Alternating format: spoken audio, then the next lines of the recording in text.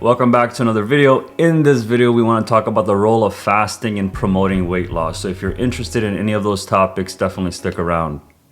All right, cool. So this is going to be a fun one as well, right? So we know, or you might know a little bit about fasting by watching other videos, or you watch a few of my other videos and you realize, okay, fasting is something that maybe I'm interested in. There's different people that are coming into the video. If you're brand new to fasting, then you'll get a nice little primer. If you're not brand new and you've already done fasting, whether it be intermittent fasting, time restricted eating, etc., there's so many different things I've talked about. Maybe you can watch this video about the different types of fasting. But in general, when you do not consume food, right? When you do not put something in your mouth and your body is not processing it, that would be considered fasting. There's so many other forms, right? Because you can actually fast from consuming, right? Watching YouTube videos for hours on end. You can stop doing that. You can stop doing other things, just basically refraining yourself from doing those activities. But in the context of weight loss, right? What is weight loss and why is this a big deal? This is a big deal because let me tell you why. In the world right now, there's a certain problem with metabolic disorders. And metabolic disorders, as you've probably heard from my other videos, is metabolic.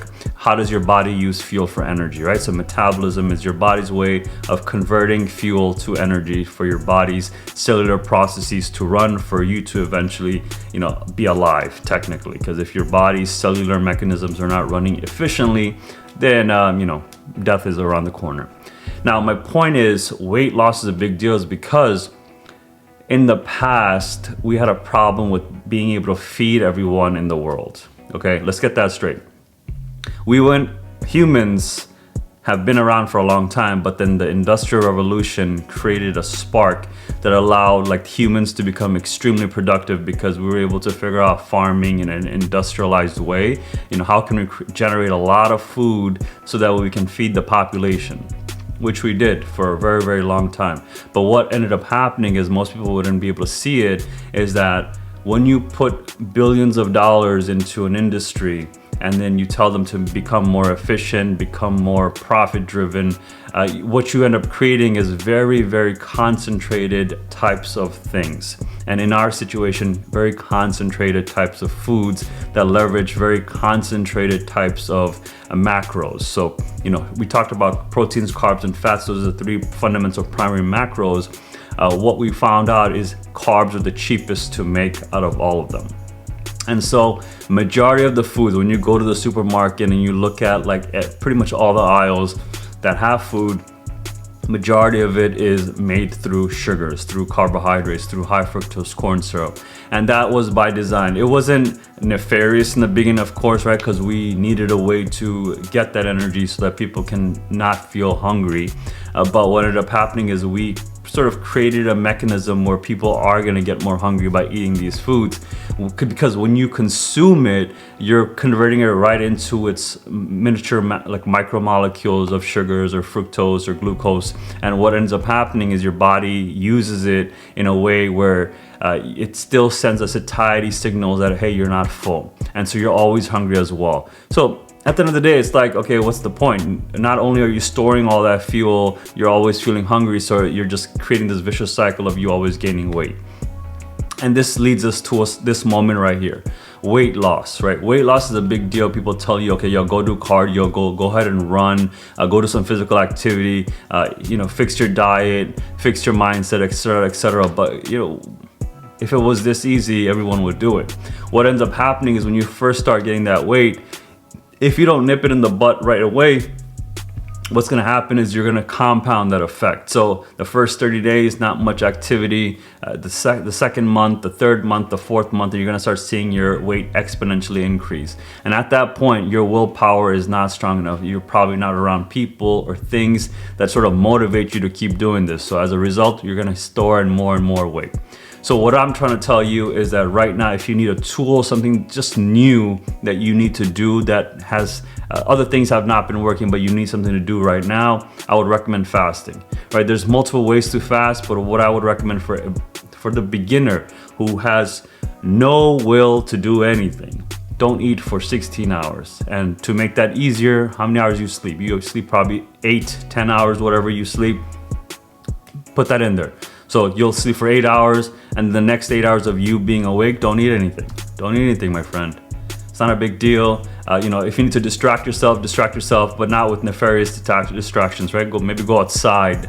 It's a very foreign concept. There's actually a world outside, and the outside world is pretty nice. Like, you might see a lot of stuff on the internet, like what's going on, this person's doing that, this person that, there's aliens, etc., etc. Who cares? Who cares what's outside, or who cares what's happening in the world? Figure out what's going on with you. I would recommend looking in the mirror, taking a really deep dive of who you are, and then just go outside. Go outside, and then you're gonna experience the world for what it is, and you're gonna notice that your body's actually moving around. It's being touched by the air around, the sun's hitting your face, feels good. And so as you're doing this, you'll be fasting, right? And then when the fasting time is up, you can go ahead and eat whatever the hell you want. And in the beginning, I like to let you splurge, because you need to make this an easy process for you. And if it's at any point there's friction in you doing this, it's gonna be a big ass problem, because you won't be consistent with it. That's just how humans work. We're driven by two fundamental emotions, pain and pleasure. Pain and pleasure. We run away from pain, we go ahead and seek pleasure. We have like a heat-seeking missile for pleasure, and we're also extremely fight or flight type of situation with pain. So we do not like pain, but the problem is they both are needed for you to be successful. You need to understand what pain is in your body. You need to understand what pleasure is, how to actually modulate so you're not too pleasured all the time. Eating food is a way to do that as well. So your relationship with food will need to change if you do decide to make an impact on your life. Cool. That was my spiel for helping you understand what fasting is and how it can help you actually lose weight. Because when you're not eating, you're allowing your body to now use the fuel that you have. So if you have a gut, just know that there's a lot of fat buildup there. So think of it as like butter, right? When you go to the store, you buy a tub of butter. That butter is essentially underneath your skin and it's just hanging out. And in room temperature, it's what? Solid. So when you are not eating, what's gonna happen is your body's gonna be like, hey, listen, this guy is not giving me any food. We need to start making food for ourselves. So it undergoes something called ketosis, converts all those fats into a new cycle of creating ketone bodies that your body can use as fuel. So your brain, your muscles, et cetera, can use as fuel.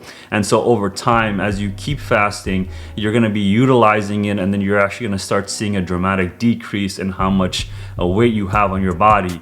Granted, you'll still have that flabby skin because, again, the skin takes much longer to actually heal. So you need to manipulate it in a way with like massage or oils or lotion so that you can tighten up that skin. But that's a story for another day.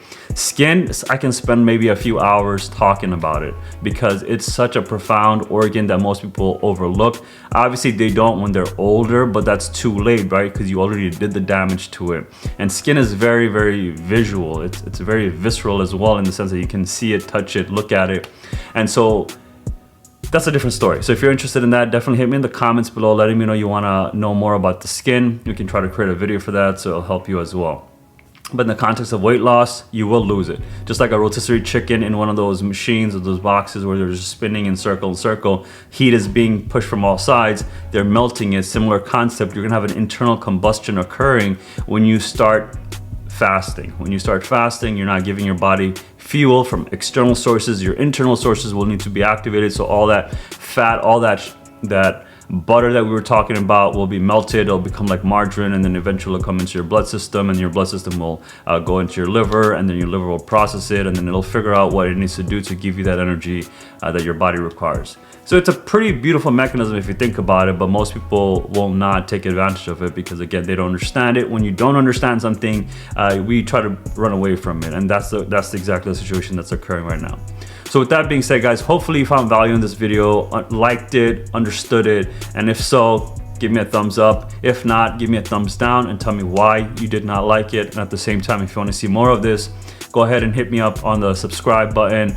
And then if you want to get a notification on your phone or your iPad or your tablet or whatever, just hit that notification bell, and then YouTube will send you anytime we have a new video coming out. Usually what I'm gonna try to do in the beginning is like 3 days a week, and then eventually build up momentum, get used to the flow, and you'll start seeing daily content for your consumption, which I prefer when my creators are cool/great. Okay, I appreciate each and every one of you. Hopefully you guys enjoyed it. Take care. I'll see you in the next one. Bye.